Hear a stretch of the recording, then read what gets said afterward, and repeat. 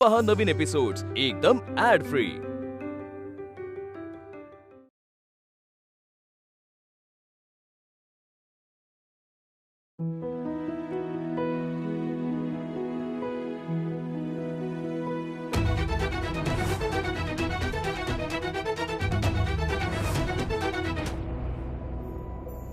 ही मिठी रेणुका नगरकर साठी होती, शेवटची। आता इथून पुढच्या सगळ्या मिठ्या रेणुका देशमुख साठी असतील। सारंग दादा, मुक्ताताई, आय लव्ह यू। हो, मी निघतोच आता। हा, नीट जा। I love you. I love it.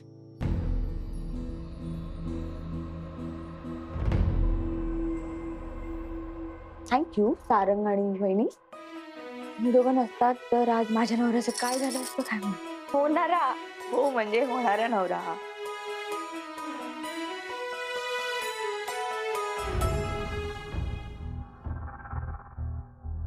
किती क्यूट आहेत ना आपली मुलं। पाहिलं ना एकमेकांवर किती प्रेम करतात ते। आणि मला खरंच ना कौतुक वाटतं आमच्या मुक्ताचं। म्हणजे खरं तर अभिमानच वाटतो, कारण का त्यांची ही भेट घडवून आणली ती मुक्ताने। मुक्तामुळे त्यांची ही भेट घडली। म्हणजे बघा आता तुमचा विरोध आहे की नाही या भेटीला? आमच्या घरातून पण विरोध होता, पण मुक्तानी ते शक्य केलं। मुक्तानी त्यांना भेटवलं। या हळदीच्या समारंभाच्या वेळी कशी काय भेट घडवून आणली असेल तिने? पाहिलंत ना, मी म्हटलं ना आमची मुक्ता खरंच ग्रेट आहे। पण मुक्ता माझ्याशी खोटं का बोलली? तिने तर मला सांगितलं वेद इथून कधीच निघाला, त्या दोघांची भेटही नाही झाली। मुलांच्या आनंदासाठी खोटं बोलली, आपण विसरून जायचं। आणि हो, तुम्ही राग मनात धरा असं मी अजिबात सांगणार नाही तुम्हाला। हे सगळं विसरून जा। उद्या लग्नात भेटू आपण आणि मज्जा करू। मनात काही ठेवू नका, उगाच मला पस्तावा होईल ना की मी तुम्हाला उगाच काहीतरी सांगितलं म्हणून। प्लीज। ठीक आहे, मी प्रयत्न करते।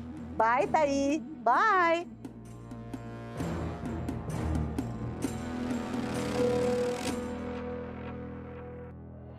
ती मुक्ता अशी कशी वागू शकते? मला तर ती अजिबात आवडेन अशी झाली। प्रथा परंपरा याचा तर तिला काहीच पडलेलं नाहीये। दुसऱ्यांच्या नजरेत फक्त महान बनायचं असतं हिला। माझं आणि हिचं तर कधीच पटणार नाही। याला म्हणतात वाद पेटवणे। आता वेदच्या आईच्या मनात सतत मुक्ताबद्दल गोलगोल गोलगोल गोलगोल विचार येत राहणार, आणि उद्या धूम!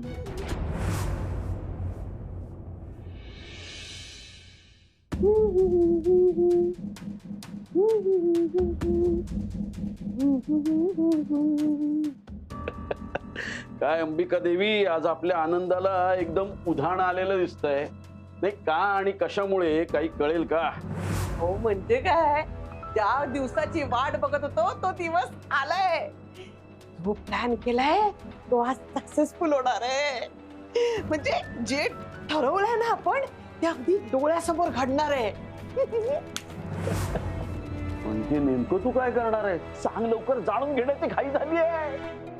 रेणुकाला दोष देणार, मुक्ताला दोष देणार, असं करून करून तिच्या आईला फडकवणार। सगळीकडे आग ही आग, आणि मग त्या आगीचे चटके या घरादाराला लागणार। चटके चटके। आणि ज्यांच्या जीवावर मी हे सगळं करणार आहे ना, ते आले बघा। कोण? बघा।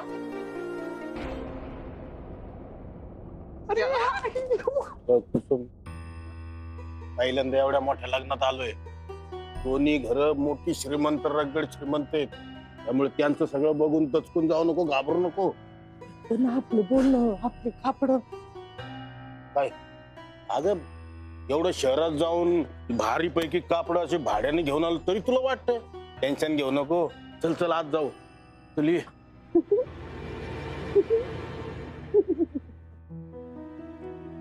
हे सगळं झालं? अरे आले की नमस्कार। वाटच पाहत होते, म्हणलं येताय कधी तुम्ही? लवकर आलं, बरं झालं। बंद नगर आहे ना, काम संपत नाही, तेवढंच हातभार लागेल। अण्णा, तुम्ही या कापडामध्ये लई छान दिसताय.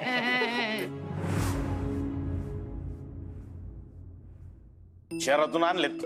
हो, तुम्ही दोघं खरंच खूप छान दिसता.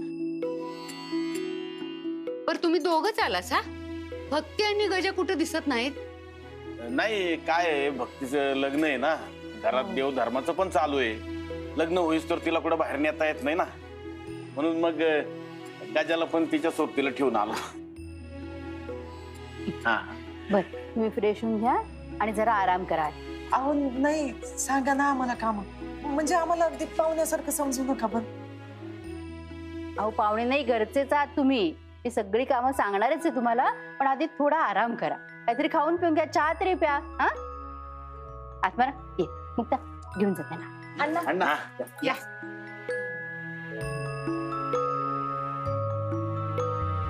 माधवी, रुखवताचं बघितलंस का सगळं? रुखवत तू मांडणार होतीस ना? हो, मी आता तिथंच चालली आहे. चल, काहीतरी उगी सांगू नको. तू तिकडे चाललेली नव्हतीस, तू ते कम्प्लीट विसरलेली होती, बरोबर ना? मी कसं विसरेन माझ्या आवडीचं काम? मला तर सजावट वगैरे करायला खूप आवडतं. जाते आता नीट छान सजवते. सगळं ते नीट बघ, ते सगळं तुझ्यावर सोपवलं. मी लक्षही देणार नाही अजिबात. हो वहिनी, तुम्ही कशाला काळजी करता? मी आहे ना. तू आहेस म्हटल्यानंतर मला काळजीच नाहीये. माझं काम मला काहीतरी सांगते. एक माधवीच आहे जिची मला साथ मिळू शकते. तीच आहे जिच्यावर मी बिनधास्तपणे विश्वास ठेवू शकते. तिची मदत घ्यायला हवी.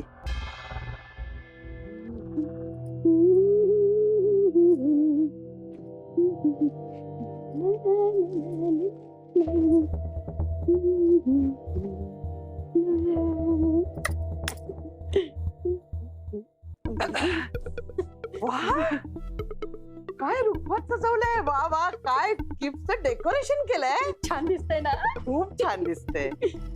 मी काही मदत करू का? नाही नाही, नको नको नको. काय ना, हे सगळं रुखवताचं डेकोरेशन आहे ना, ते मी एकटीच करणार आहे. हो, म्हणजे सगळ्यांना कळेल की मी किती छान डेकोरेशन करते ते.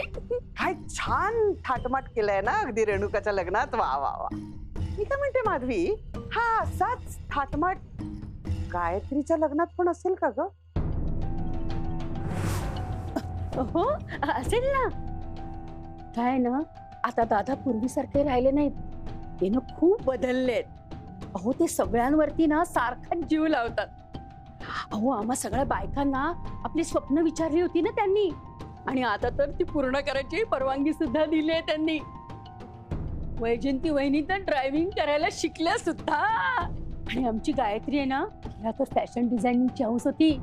त्यांनी फी भरली सुद्धा तिच्या कोर्सची. हो, आणि तुमची जया, अहो तिला तर बिझनेस कसा करायचा ना हे शिकवतायत ते. माझंच राहिलं आता. मी माझं काय स्वप्न आहे ना ते काय सांगूच शकले नाही. पण मला ना छान मालिश करता येते, चमटी करायला येते, हे मात्र मला कळलं. पण नाही, आता मला असं वाटतंय हे सगळं डेकोरेशन बघून मला डेकोरेशनच छान करायला येतंय. हा, आता मी ना मोठी डेकोरेटरच होणार आहे. असं काही मस्त डेकोरेशन करते या रुखवताचं की राव दादा आहेत ना, ते इतके खुश होतील.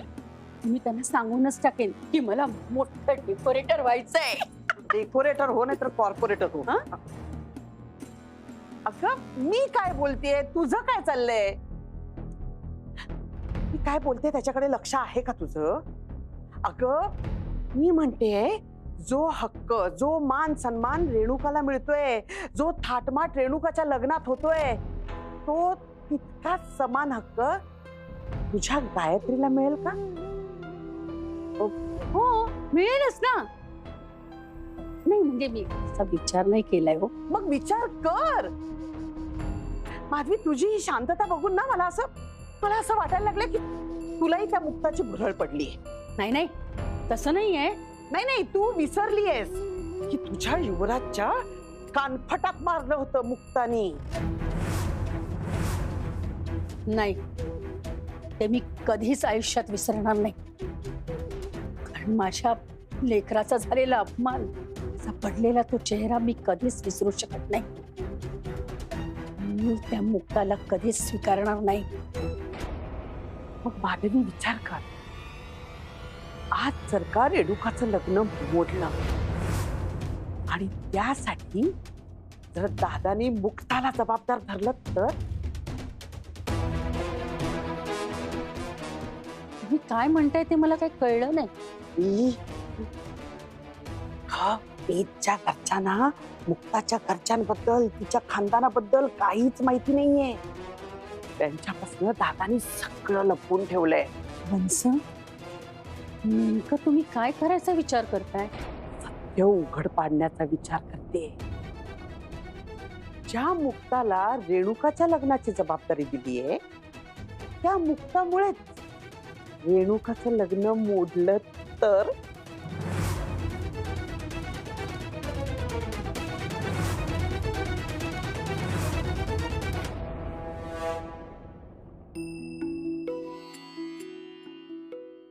ब्रेक दिसते.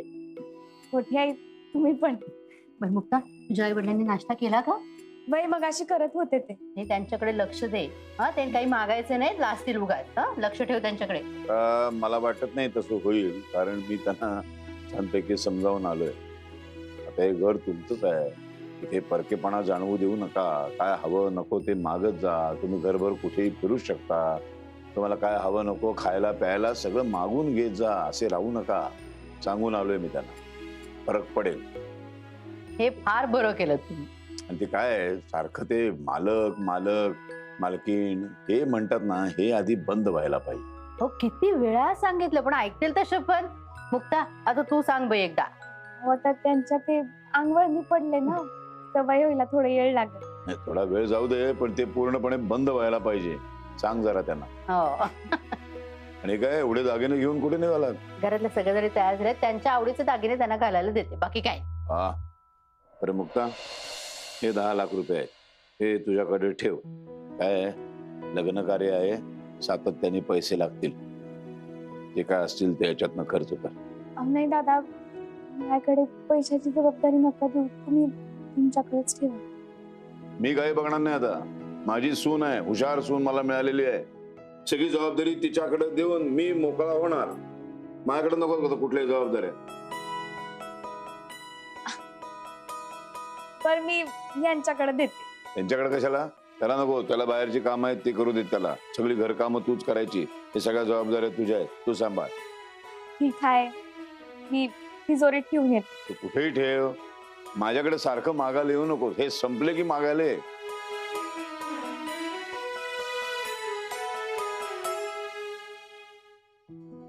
अहो, तुम्ही खरंच सगळ्या जबाबदाऱ्यातनं मोकळं व्हायचं ठरवलंय? हो मग का? अरे एवढी कर्तृत्ववान सून मिळाली मला, म्हणून सगळ्या जबाबदाऱ्या तिच्यावर टाकणार आणि मी मोकळा होणार आहे. आणि यासाठी मात्र तुझं कौतुक करेन. माझं? कशासाठी? तुझ्यामुळे मला कळलं, माझे डोळे उघडले, मुक्ताकडे बघायचा दृष्टिकोन बदलला माझा, आणि मला एक चांगली सून मिळाली. त्यासाठी ना बायकोचं ऐकायला हवं. हे बरेच जणांना असं वाटतं की बायकांचं लक्ष इतर बायकांच्या दागिन्यांकडे, कपड्यांकडे, हेअरस्टाईलकडे असतं. नाही, तिकडे लक्ष असतंच, पण त्या समोरचीचा स्वभाव कसा आहे, निर्मळपणा किती आहे, वागणूक कशी आहे, संस्कार कसे आहे, ह्याकडेही लक्ष असतं आमचं. तुमच्या नजरेला 100 पैकी 100 मार्क. थँक्यू. मी काय पाहतो माहितीये? मुक्तामध्ये माझ्या रेणुकाला पाहतो. आता एकच अपेक्षा आहे, रेणुका ही देशमुखांच्या घरची मुक्ता व्हावी.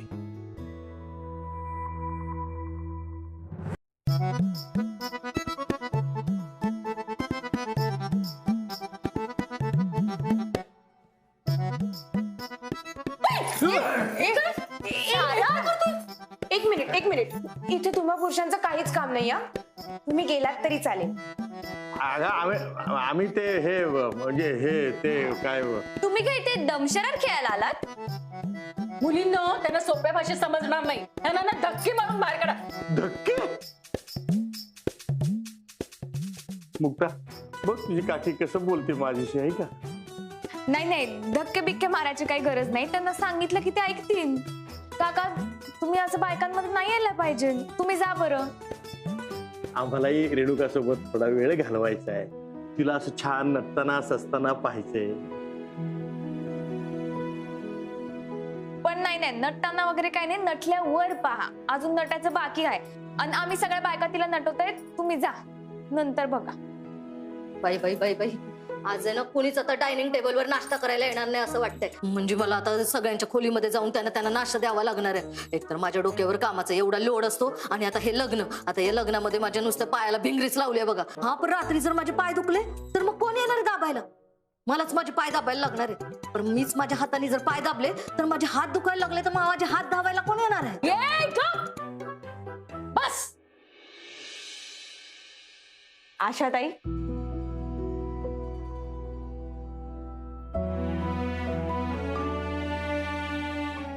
Thank you so much. मला तुझी खूप खूप आठवण येईल ग. खरंच रेणुकाताई, मला वाटलं की तुमचं लगीन झालं ना की तुम्ही पार विसरूनच जाल बघा मला. म्हणजे मला जर लक्षात ठेवलंच ना तर माझ्या पटापट कामासाठीच ठेवाल. अगं, तुझ्या या अखंड बडबडीची आठवण येत राहील आणि तुझ्या या बडबडीमध्ये आमची जी काळजी असते ना तिची खूप आठवण येत राहील ग. बरं घ्या, खाऊन घ्या. आम्ही पुरुष मंडळी सगळे बाहेर जाऊन खातो. हो, आणि तसंही बायकांच्या रूममेट असते. नको नको चला. हो का? अच्छा, अच्छा. अरे, झाली की नाही तुमची तयारी? वेद आला. मुक्ता तू चल माझ्यावर. वय चला.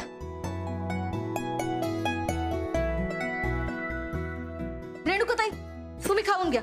हा मी आलेच. अगदी सावकाश. हा.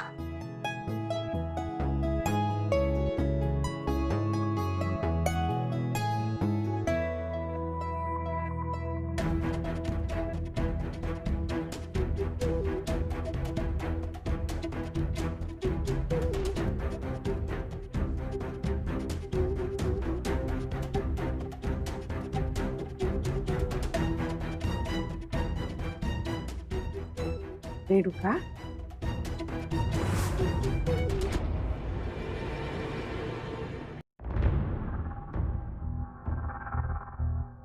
मी हे सांगायला आले की नवरा मुलगा आलाय. मग तू इथे काय करतेय? पाहुण्यांजवळ थांबायचंच ना.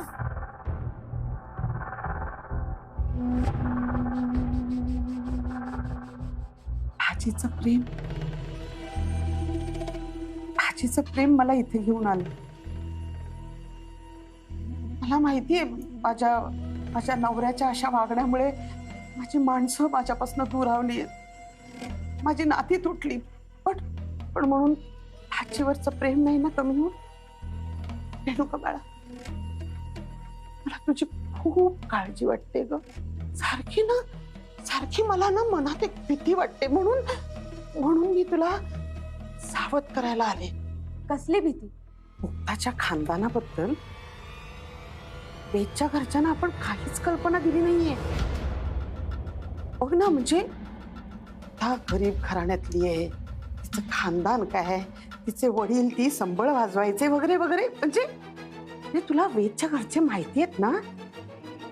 मी वेदच्या घरच्यांना चांगलं ओळखते. त्यांना जर का उद्या हे कळलं तर काय होईल रेणुका? दादाने त्यांना सांगायला हवं होतं ग. म्हणजे त्यांना असं वाटायला नको ना आपल्याशी कोणी खोटं बोललं. हा, आता दादा इतका कामात असतो बिचारा, म्हणून तर त्यांनी जबाबदारी मुक्ताला दिली ना. पण मुक्ताची जबाबदारी होती की नाही, तिने दादाच्या लक्षात आणून दिलं पाहिजे होतं की तुम्ही वेदच्या वडिलांना हे सांगा की मी कुठून आले, कुठल्या दरिद्री घरातली आहे मी, काय आहे माझं खानदान, माझे वडील संबळ वाजवतात अजूनही. आणि पण नाही, तिने नाही सांगितलं. आणि आता मला भीती वाटते ग. लग्नात चुकून जर का कोणी काही बोललं आणि वेदच्या घरच्यांना कळलं आणि त्यांनी जर का लग्न मोडलं तर? आय एम सॉरी, पण मी खरं सांगते, हे जर का असं झालं ना तर ह्या सगळ्याला मुक्ता जबाबदार असणार. मला तर विचारही करवत नाही बाई. लग्नात कोणी बोललं आणि माझ्या रेणुकाचं लग्न मोडलं तर मला कल्पनाही नाही होते. माझं लग्न का मोडेल? मी आणि वेद आम्ही एकमेकांवर खूप प्रेम करतो. मग आमचं लग्न कसं मोडू शकतं? आणि वहिनी तर या घराला एकत्र बांधण्याचं काम करते. उलट तिच्यामुळेच आमची नाती जास्त घट्ट झाली.